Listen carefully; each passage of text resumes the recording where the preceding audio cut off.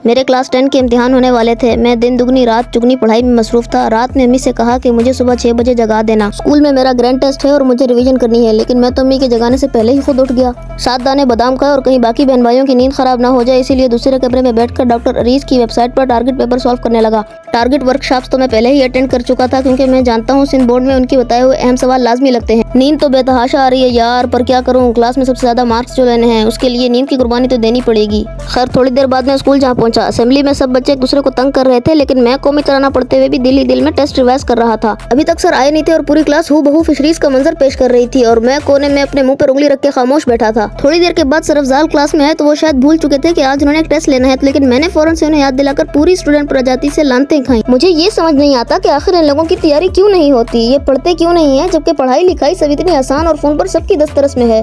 Doctor Areej जिनका 8 साल teaching experience है, वो निहायत ही मुनासिब कीमत पर ये सब तालीमी मवाद अपनी वेबसाइट पर फराहम कर रहे हैं। इम्तिहान बिल्कुल सर पर है और मेरे हम जमातों को आम सा टेस्ट देना मुश्किल लग रहा है। मैंने अपने दोस्तों को अच्छे से समझाया कि तुमने पूरा साल जाया किया सो किया, लेकिन अब उन आखिरी दिनों में वो सब टॉपिक पढ़ो जो डॉक्टर अरीज ने आपको बताए और समझाए हैं। अगला पीरियड इंग्लिश का था। सर ने एक बच्चे को इंतहाई बोरिंग काम यानी बुक रीडिंग पर लगा दिया, जिसमें वो अटक रहा था। तो सर ने कहा तलहा तुम पढ़ो। मैंने तो फरफर सुना दिया, जिस पर सर ने शाबाशी दी और मेरा फखर से सीना चौड़ा हो गया। स्कूल से वापसी पर मुझे मेरा भाई लेने आ गया, जो कॉमर्स का स्टूडेंट है, पर अकाउंट्स के मजमून से उसकी जान जाती है। वैसे आमतौर पर क्लास टॉपर अपनी स्टडी रूटीन किसी से शेयर नहीं करते, बल्कि नोट्स भी छुपा लेते हैं, लेकिन मैं ऐसा नहीं। इसलिए मैंने भाई को उन 2 क्लासेस का भी बता दिया, जिसके बाद उसका अकाउंटिंग का पर्चा पास हो जाना है। गाइस अब आपको लग ये रहा होगा कि मैं कुछ फनी कहूंगा ताकि आप ये रील देखते हुए खूब हंसे, लेकिन आप ये भूल गए कि मैं क्लास टॉपर हूँ और हमारी जिंदगी की बाबत जॉन एलिया ने ये कहा था कि मेरे कमरे को सजाने की तमन्ना है तुम्हें, मेरे कमरे में किताबों के सिवा कुछ भी नहीं।